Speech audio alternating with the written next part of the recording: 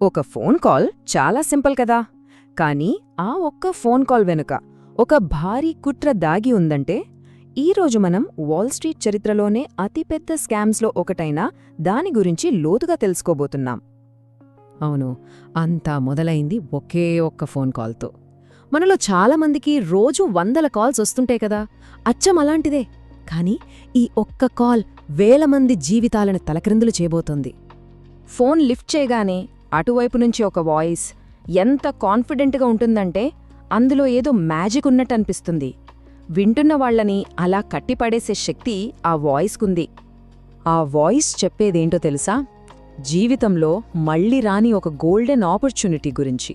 ఒక్కసారి గనక ఇన్వెస్ట్ చేస్తే చాలు, కోటీశ్వరులైపోవచ్చు అని ఒక రేంజ్లో నమ్మిస్తారు. కట్ చేస్తే కొన్ని వారాల తర్వాత ఇన్వెస్ట్ చేసిన డబ్బు మొత్తం మాయం.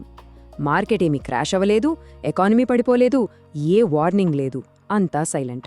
వాళ్ల కష్టార్జితం అలా గాలిలో కలిసిపోయింది. వేల మంది ఇలాగే మోసపోయారు. సరే, ఇంతకీ ఇదంతా ఎవరు చేశారు, ఎలా చేశారు? ఇప్పుడు మనం ఈ ఎఫెక్ట్ నుంచి అసలు కారణమేంటో చూద్దాం. ఈ స్కామ్ వెనుక ఉన్న మాస్టర్ మైండ్ జార్డన్ బెల్ఫోర్ట్.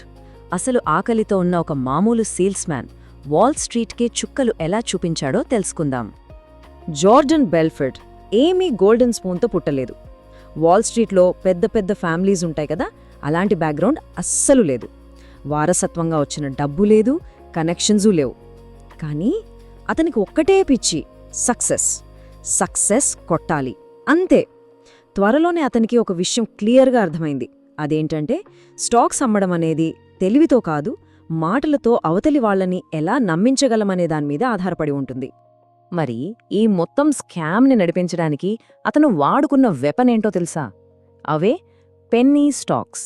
అంటే చాలా తక్కువ ధర ఉండేవి, పెద్దగా ట్రేడింగ్ జరగనివి. ఇంకా చెప్పాలంటే వీటిమీద పెద్దగా రూల్స్ అండ్ రెగ్యులేషన్స్ కూడా ఉండవు. కానీ బ్రోకర్స్కి మాత్రం ఇందులో ఒక అద్భుతమైన అడ్వాంటేజ్ ఉండేది. ఒక్కసారి ఈ తేడా చూడండి. మామూలు పెద్ద కంపెనీల స్టాక్స్ అమ్మితే బ్రోకర్స్కొచ్చే కమిషన్ మహా అయితే 1-2%. కానీ ఈ పెన్నీ స్టాక్స్ అమ్మితే వాళ్లకి ఏకంగా 30-40, కొన్నిసార్లు 50% వరకు కమిషన్ వచ్చేది. ఆలోచించండి, ఇంత పెద్ద మొత్తంలో డబ్బు కళ్ల ముందు కనపడుతుంటే ఇంకా సిస్టమ్ ఎలా కరప్ట్ అవ్వకుండా ఉంటుంది? 50%! ఒక్కసారి ఆలోచించండి. ఈ నంబర్ చూశాక ఏ బ్రోకర్కైనా ఆ స్టాక్స్ అమ్మకుండా ఉండటం సాధ్యమేనా? వాళ్లకా స్టాక్ మంచిదా చెడ్డదా, ఆ కంపెనీ ఏమైపోతుంది, ఇవేవీ అనవసరం. వాళ్లకి కావాల్సింది ఒక్కటే, కమిషన్. అక్కడే మొత్తం మొరాలిటీ పక్కకెళ్ళిపోయింది. Simple logic. ఒకరి సంపాదన కేవలం అమ్మకాల మీదనే ఆధారపడి ఉన్నప్పుడు నిజం చెప్పడం అనేది ఒక ఆప్షన్ మాత్రమే, కంపల్సరీ కాదు. సరిగ్గా ఇదే పాయింట్ని పట్టుకుని బెల్ఫోర్ట్ తన ఎంపైర్ స్ట్రాటన్ ఓక్మాంట్ను కట్టాడు.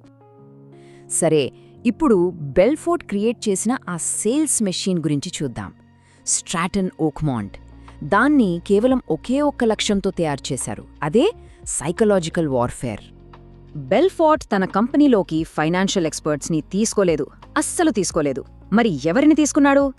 ఎవరైతే మాటలతో మాయ చేయగలరో వాళ్లని. పాతకారులమ్మేవాళ్లు, డోర్ టు డోర్ సేల్స్ చేసేవాళ్లు, ఎలాగైనా సరే డీల్ క్లోజ్ చేయడం తెలిసిన వాళ్లని, వీళ్లనే తీసుకున్నాడు. వాళ్లకి ఫైనాన్స్ పాఠాలు చెప్పలేదు, ఎలా మాట్లాడాలి, ఏ స్క్రిప్ట్ వాడాలి అనే దానిమీదే ట్రైనింగ్ ఇచ్చారు. ఇక ఆ ఆఫీస్ అట్మాస్ఫియర్ ఎలా ఉండేదంటే ఎప్పుడూ ఒకటే గోల, అగ్రెసివ్గా, ఫుల్ ఎనర్జీతో ఉండేది. చూడ్డానికి అదొక బ్రోకరేజ్ ఫర్మ్లా కాకుండా ఒక సేల్స్ ఫ్లోర్లా ఉండేది. అక్కడ జరిగేది ఇన్వెస్ట్మెంట్ కాదు, సైకలాజికల్ వార్. ఓకే, ఇప్పుడు అసలు మ్యాటర్లోకి వద్దాం. ఇన్వెస్టర్స్ని మ్యానిపులేట్ చేయడానికి వాళ్లు వాడిన టెక్నిక్స్ ఏంటి, స్టెప్ బై స్టెప్ ప్రాసెస్ ఏంటి? వాళ్లు తయారు చేసిన ఈ మ్యానిపులేషన్ ప్లేబుక్ నిజం చెప్పాలంటే ఇప్పటికీ చాలామంది వాడుతున్నారు. వీళ్లు వాడినవి ముఖ్యంగా 4 పవర్ఫుల్ టెక్నిక్స్. Number 1, authority. అంటే వాళ్లకి ఏమీ తెలియకపోయినా తామే ఎక్స్పర్ట్స్ అన్నట్టు మాట్లాడటం. Number 2, scarcity. అంటే అవకాశం చేజారిపోతోంది అనే అర్జెన్సీ క్రియేట్ చేసి అవతలి వాళ్లని ఆలోచించకుండా చేయటం. Number 3, social proof. అంటే అందరూ కొంటున్నారు, మీరొక్కరే మిగిలిపోయారు అని నమ్మించటం. ఇక ఫైనల్గా కంట్రోల్. మొత్తం సంభాషణను తమ చేతుల్లోనే ఉంచుకోవటం, అవతలి వాళ్లకి డౌట్ రావడానికి కూడా గ్యాప్ ఇవ్వకపోవటం. ఫర్ ఎగ్జాంపుల్ ఆ స్కార్సిటీ టెక్నిక్ ఎలా వాడేవారో చూడండి. సార్, ఈ ఆఫర్ ఈ రోజుతో క్లోజ్. మీరు ఇప్పుడే యాక్ట్ చేయకపోతే మళ్ళీ ఈ అవకాశం వస్తుందో రాదో నేను గ్యారంటీ ఇవ్వలేను. ఇలాంటి డైలాగ్స్తో వాళ్ళ లాజికల్ బ్రెయిన్ని షట్డౌన్ చేసి తొందరపడి నిర్ణయం తీసుకునేలా చేసేవాళ్లు. ఇక సోషల్ ప్రూఫ్ సంగతి చూడండి. వాళ్ళు చెప్పే మాటలివి.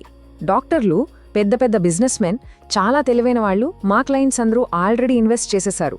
ఇలా చెప్పగానే ఏమనిపిస్తుంది? అందరూ చేస్తున్నారు కదా, ఇంకేంటి ప్రాబ్లం అనిపిస్తుంది.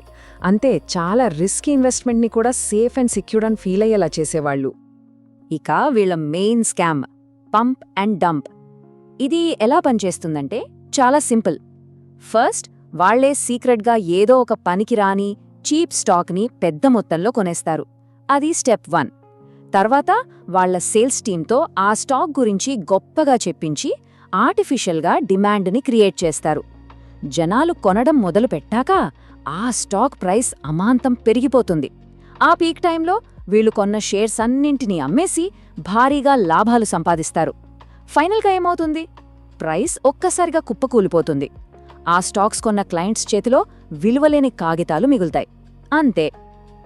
సరే, ఈ కథ చివరికి వచ్చేశాం. ఈ మొత్తం స్కామ్ వల్ల వచ్చిన పర్యవసనాలు ఏంటి? దీని నుంచి మనం నేర్చుకోవాల్సిన పాఠమేంటి? అసలిందులో నష్టపోయిన రియల్ విక్టిమ్స్ ఎవరు? చూద్దాం. చాలామంది అనుకుంటారు ఇందులో డబ్బు పోగొట్టుకున్న వాళ్ళందరూ అత్యాశపరులని. కాని కాదు. వాళ్ళు మనలాంటి సాధారణ మనుషులే. టీచర్లు, ఇంజనీర్లు, రిటైర్ అయిన వాళ్ళు, తమ పిల్లల భవిష్యత్తు కోసం దాచుకుంటున్నవాళ్లు. చాలామంది పాపం మోసపోయామని చెప్పుకోడానికి కూడా సిగ్గుపడి ఈ క్రైమ్ని రిపోర్ట్ కూడా చేయలేదు. అయితే ప్రతి కథకు ఒక ముగింపు ఉంటుంది కదా. అలాగే ఈ సిస్టమ్ కూడా కూలిపోయింది. 1990ల చివరలో రెగ్యులేటర్స్ అనుమానాస్పదంగా ఉన్న ట్రేడింగ్ ప్యాటర్న్స్ని గమనించడం మొదలుపెట్టారు. ఇన్వెస్టిగేషన్ స్టార్ట్ అయింది. వైర్ ట్యాబ్స్ పెట్టారు. లోపలున్నవాళ్లే ఒక్కొక్కరుగా బయటికి నిజాలు చెప్పడం మొదలుపెట్టారు. ఫైనల్గా జార్డన్ బెల్ఫోర్ట్ అరెస్ట్ అయ్యాడు. స్ట్రాటన్ ఓక్మాంట్ ఖతమైంది. ఇక్కడ మనం గుర్తుంచుకోవాల్సిన ఒక ముఖ్యమైన విషయం ఏంటంటే, స్కామ్స్ జరిగేది జనాలు తెలివి తక్కువ వాళ్ళు అయినందువల్ల కాదు. మనం మనుషులం. మనకు ఎమోషన్స్ ఉంటాయి. ఆ ఎమోషన్స్ని వాడుకునే ఇలాంటివి జరుగుతాయి. సో అసలు ప్రశ్న ఏంటంటే, ఇలాంటి వాటి నుంచి మనల్ని మనం ఎలా కాపాడుకోవాలి? ఇలాంటి మ్యానిపులేషన్స్ని గుర్తించడానికి కొన్ని రెడ్ ఫ్లాగ్స్ ఉన్నాయి. అవేంటంటే, ఎవరైనా గ్యారంటీ రిటర్న్స్ ఇస్తామని ప్రామిస్ చేస్తున్నారా? జాగ్రత్త. చాలా ప్రెషర్ పెడుతూ ఇప్పుడే చెయ్యాలి, ఇప్పుడే కొనాలి అని తొందర పెడుతున్నారా? అది రెండో రెడ్ ఫ్లాగ్. ఇక మూడోది, మీరు కొంటేనే సేల్స్ పర్సన్కి డబ్బులొస్తాయి అనే సిచ్యువేషన్ ఉందా? ఇవన్నీ డేంజర్ బెల్స్ అని అర్థం. చివరగా ఒక్క మాట. నిజమైన వాల్ స్ట్రీట్ తోడేలు ఒక వ్యక్తి కాదు, అది ఒక సిస్టమ్. ఆ సిస్టమ్ను మనం అర్థం చేసుకోలేకపోతే అది మనల్ని వేటాడుతూనే ఉంటుంది. ఎందుకంటే గుర్తుంచుకోండి, ఇలాంటి మ్యానిపులేటివ్ సిస్టమ్స్ ఈ రోజు కూడా మన చుట్టూనే ఉన్నాయి.